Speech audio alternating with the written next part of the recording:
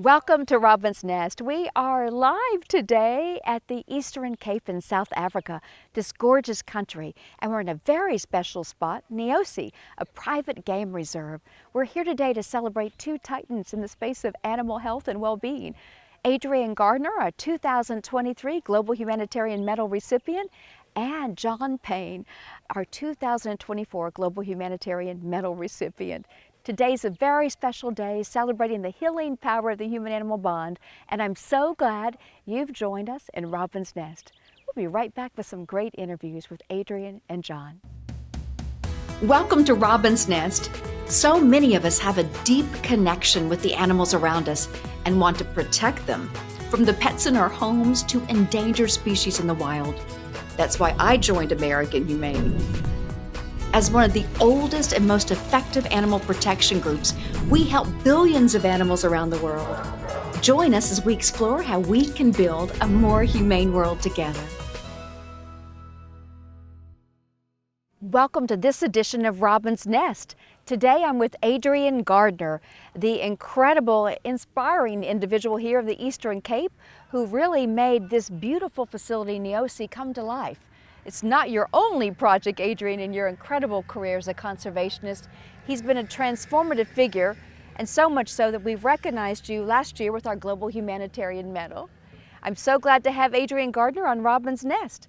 Wow, what an exceptional experience to be involved today.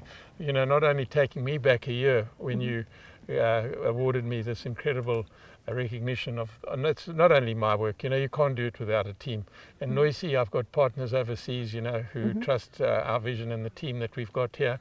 And I think similar to you, I mean, just having the privilege of meeting your board really in a social capacity and seeing how they support you, what you do, what you've done. I just feel very humbled to be a part of it. So thank you for choosing this place to give John this incredible award. It's been wonderful. Tell our wonderful listeners who are in Robin's Nest today, tell us about Neosi, this incredible private reserve that you've created. It's a central park, really. Well, that's what we want it to be. We want it to be the central park of the two wonderful cities that we have in this area, Koberge and Kareka, with the Old Port Elizabeth and Uitenhage. And we want to make sure that it becomes world-renowned for what we're doing. We'll be the first in the world to be able to have done a 3,000 hectare wildlife reserve where we rewild animals and put them back into bigger reserves, and we've been successful with that, and thanks to you and the support you gave us for the cheetahs, that's been amazing. And then when we were going through the drought, the money that you supported us with in drilling a borehole, which is really working well. So this is a dream that's got to happen, and as I said earlier, is that the institute to me is most important, that we can create this significant institute that's not only for wildlife but for the oceans, for birds, for communities, for plants. I want to ask you about your vision for an institute, but I want to take our listeners back to where it all began, right? I want to take them all back, and I want you to share your story of how you were inspired to be a leading, transformative leader in the space of conservation. Tell me, Adrian, and share with our listeners in Robin's Nest, where did it all begin? It actually began where I grew up in, it was Rhodesia then, Zimbabwe. My father was very involved in cattle farms, and one farm was 365,000 acres. And it had its own game reserve on it. And he used to look after these when managers went on their leaves and that sort of thing. And we grew up in an environment like that. And then, you know, I came down here, I came to Port Elizabeth in 1969 and worked in retail, in construction, and I then bought a farm and we did horse breeding and all the rest of it. Then sold those, and then 30 years ago, you know, I realized I want my patch of Africa. And I actually went back to Zimbabwe. And I went to the recognized parts of South Africa, and I thought to myself, you know, if I don't find something quite close to where I live, it's not going to work, because I can't, because I'm still running a business. And I luckily found this farm, which was only then 2,500 acres, start where we were all staying. And then the next farm came, and the next one came. And then I did some reading up of the history of what actually occurred in this area in terms of wildlife. And you know, we've got 5 of the 7 biomes of Africa that occur here. Well, let me just stop you there. 5 of the 7 biomes right here in the Eastern Cape, where you began your career as a leading conservationist. Tell our listeners, what's a biome? A biome is a different, you know, the different species of plants. You know, you'll get grassland, you'll get this, and so that means that you've got different species of plants and vegetation that the wildlife can, so you can have browsers, grazers, and all the rest of it. And so those species are obviously here. And when the settlers came here, there were more species here than there are in the Kruger Park. Wait a minute, there were more species here in the Eastern Cape than there was ever in Kruger? Correct. Because of the fact of these biomes and the carrying capacity. But then they came here and they wanted to farm. And they cleared out all these animals. They got rid of the lions, were about 160 years ago, the last lion here, or more. And they got rid of the rhino. There were a few elephant left, which was the start of the Addo Elephant Park. Right. And then when I read all this up, I thought to myself, if I can put these farms together and got enough and rehabilitate them, I can put back what was here. And everybody laughed at me, by the way. They said it will never happen. Well, you know what? People always laugh when it's the visionary stepping out with moral courage. But when you talk about bringing it back, you're not just talking about the beautiful grasslands or the beautiful trees and plants. You are also talking about reintroducing species, the megafauna, like the giraffe, the elephant, the lions, to the space. Am I right? 100% correct. And we brought back species that didn't occur here, like the white rhino, because there was not enough, it wasn't grazing enough here. They were a grazer. And then this great guy, Ian Player, who you know, is a great conservationist of Africa. Dr. Ian Player, friends, we should all go in and do research on Dr. Ian Player and his incredible legacy. Please tell us about your friendship with him. What he did, you know, when I eventually got him here, I was one of the first that was going to, in the private sector, that was going to rewild.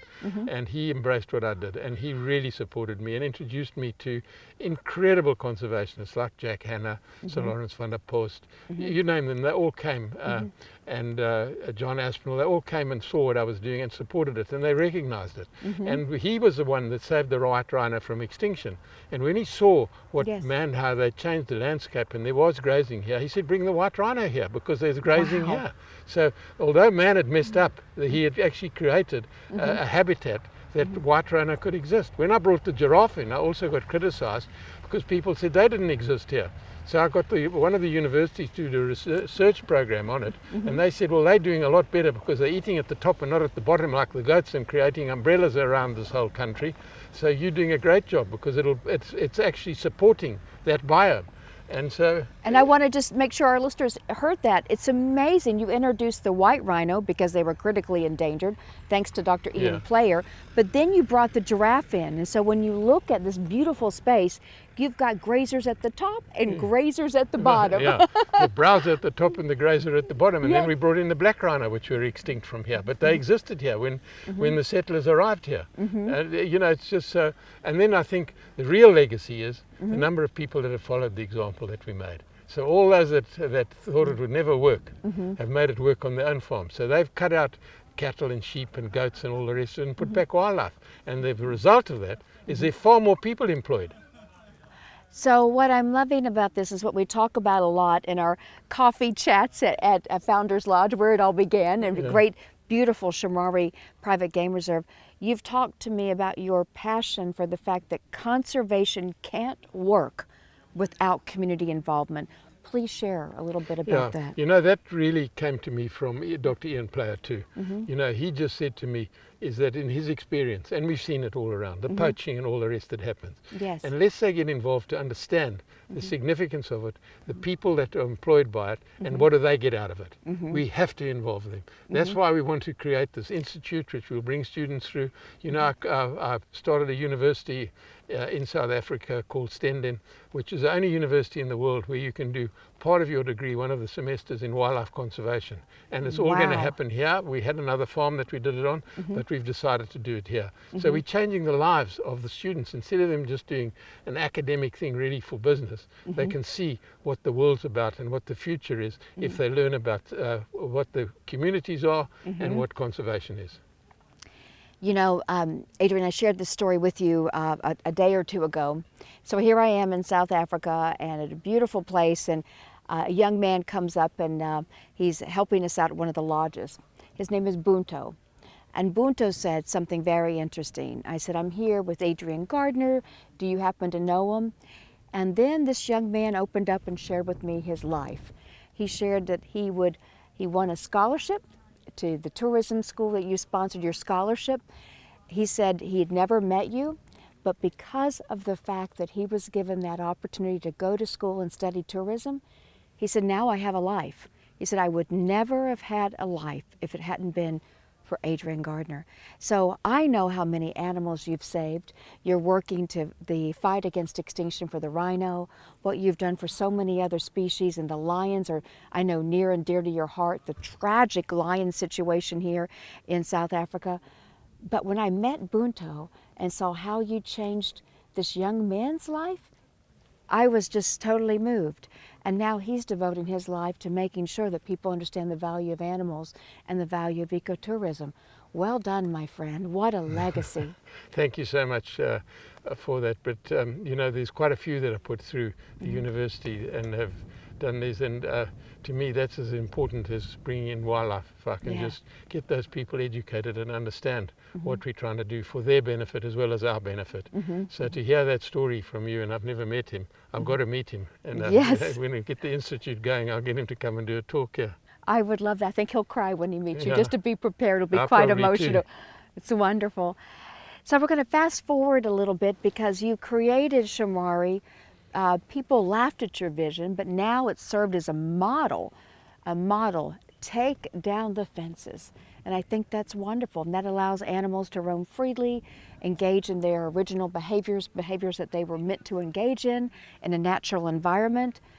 As you look at what you've done and you fast forward to Neosi, what makes Neosi so different and so special? I think because of the fact is that it's close by. You know, the communities can come here. There's got a community right next to us. We've got Port Elizabeth where people live. We've got a golf course next to us here where people live. They can come and see it. Again, we're being laughed at, you know, but I guarantee it's going to work because we've already seen success. So I just think that to have something like this so close and to be able to get people in volume through here. I mean, we have a lot of people that just come here to lunches and listen to stories and that sort of thing and then go on a drive.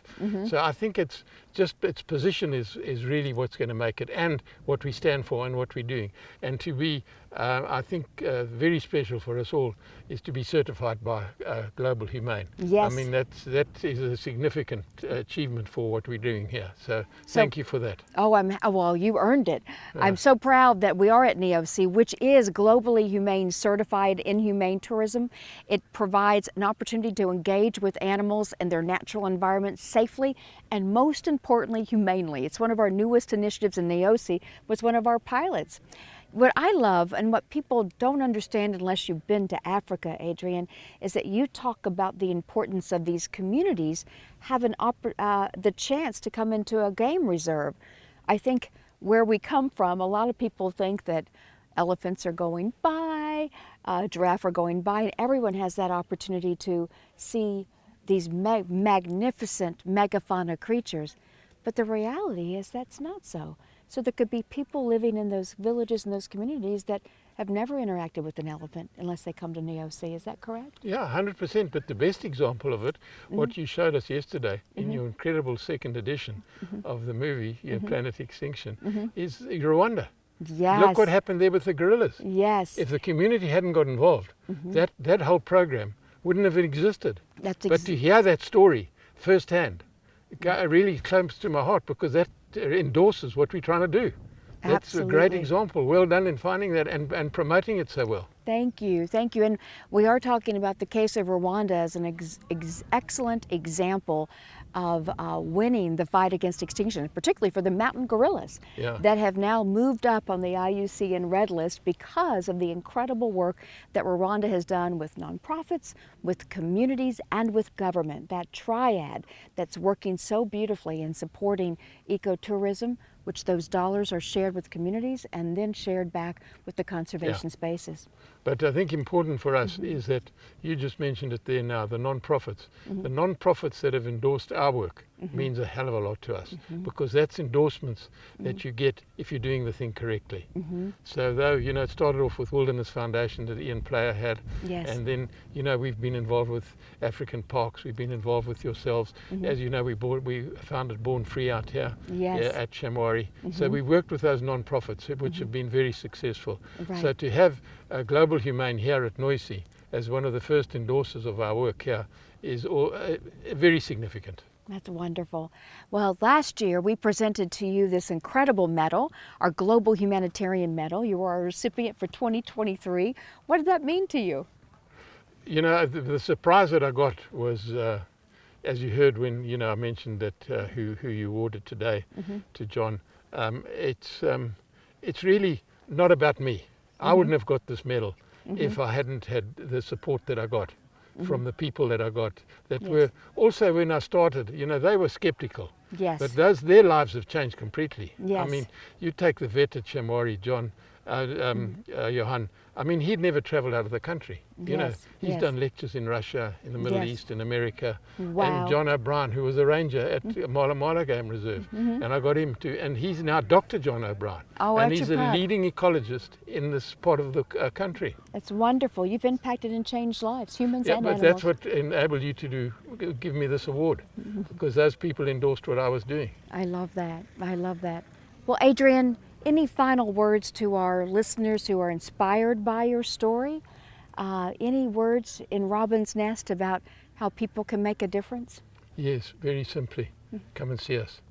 See what we're doing, understand what we're doing, and I hope together with our travel company, that again people laughed at me when we started that, which my son runs, that we can put programs together with your incredible database to bring those people out that support you to come and see what you've endorsed and what we do. That's wonderful. Adrian, again, congratulations, and thanks for being with us on Robin's Nest. Thank you. Well, John, I know one of the programs that touches your heart is so much is our Pups for Patriots program, providing service dogs for wounded warriors, those warriors facing those invisible wounds of PTS and TBI. Tell me about your thoughts about our work that's yet to be done on Pups for Patriots. Well, it's fantastic work, and you just have to talk to one of the veterans that has been through the program, that now has a service dog, and the first thing out of their mouth is, "This dog saved my life." It should be, "This program saved my life." Yes. And so we have to get that message out to the masses. Because we have too many of our service people, men and women, that take their lives every day because they have no hope. These service animals and this program that we provide give them the hope and the reason to live. And to get back into society and to be able to function, because these people are non-functional. And that's why, you know, they end their lives tragically. But the dogs save their lives. The program saves their lives, and we bring them back into society.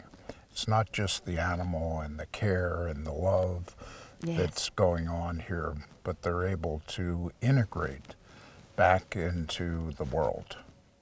And that's so important as the world gets increasingly more challenged with threats. Our soldiers, our servicemen, they're going to be facing incredibly challenging times. And when they retire, to have them come back and be able to have a service dog, it will be life-saving and even needed now more than ever. Yeah, and people just think, you know, we unite these animals with the soldier. but we have a program that helps them become, again, part of society because they feel like society has abandoned them. Yes, absolutely, they do. They do. And in many cases, they're just not able to recognize those symptoms of PTS and TBI, and the drugs are so dangerous as well. But a dog saves lives. A dog saves lives. And there's so many other things that we're doing with this program. Yes. We've just recently found out that nutrition is a big part of helping the veterans Yes. ward off the episodes of PTSD. Yes. And so certain foods trigger these responses. And so eliminating that kind of food in their diet will help them immensely. Yes. And, you know, American Humane is looking into the possibility of, you know, developing a cookbook. Right, absolutely. Which you've done in Yes. the past for veterans to help them with their PTSD. So it's a whole program, not just the animal, but to get them reintegrated into society is so very important. One common thread between your leadership and your unwavering commitment to animals and Adrian Gardner's is the ability to connect people, planet, and animals. But I really love the fact that you have just spoken about the human connection with the service dog program. And I know what is so important to Adrian is the community connection to conservation. It's the people. And so as much as we say that we're on the front lines fighting for animals, we're trying to pull people along with us to help them heal as well. Well, the people are an integral part of this whole thing. They have to not only buy into it, they have to feel a part of it. Yes. They have to economically benefit from it. Yes. And that's what makes it work. To have a game reserve here between two towns, people giving up their land from farming to allow the natural inhabitants of this land to come back. They have to feel part of it. Absolutely. And they have to have jobs as a result of it. Economic incentives. Economic incentive. It's always there because people have to have a living and they have to exist. Just like we're allowing these animals to exist on their native land, we also have to take care of the people. And the people have to be part of it. Without the people being part of it, without the communities being part of it, it just doesn't work. John, I want to pivot because we are in this beautiful game reserve. We've had a lot of opportunity to interact with these magnificent creatures, all sizes. What's your favorite animal that you've met this week?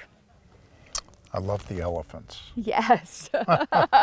Yes. I love the elephants. Yes. They're magnificent. They're so I'm just in awe. They're so incredible. Yes. Yeah. And I know we're so excited, John and I are, because we're working to actually relocate 40 elephants into a very safe space. And we'll have much more to announce in that in coming months. But I know we both love the elephants. We do. And of course the lions. And the lions, there's more in captivity than there is in the wild. And so we have to do something about that. Yes. We have to help the lions as well. Absolutely, absolutely. Yeah. Well, John, congratulations. It's your day. Thank the sun is shining. We're in a beautiful game reserve, and I'm so proud to know you. Thank you. It's been incredible the last 14 years together. Yes, yes. To see what the organization has accomplished, mostly from the work that you've done. You're very kind. And the leadership you've provided. So we're looking forward to the next 14. Yes, sir, we are. We've got a lot more work to do. We do. Well, friends, this has been such a pleasure to be with you today in Robin's Nest celebrating our Global Humanitarian Medal recipient, John Payne. This episode was so much fun being live from the Eastern Cape in South Africa. Today we've experienced being in such a beautiful natural environment where together we're celebrating incredible, magnificent creatures, and we're talking about the hard issues in the space of conservation and making a meaningful difference for the animals which we share this beautiful planet with. Thank you so much for listening to this episode of Robin's Nest. I hope you'll tune in next time, and we look forward to welcoming you back. Thanks for all you do to build a more humane world.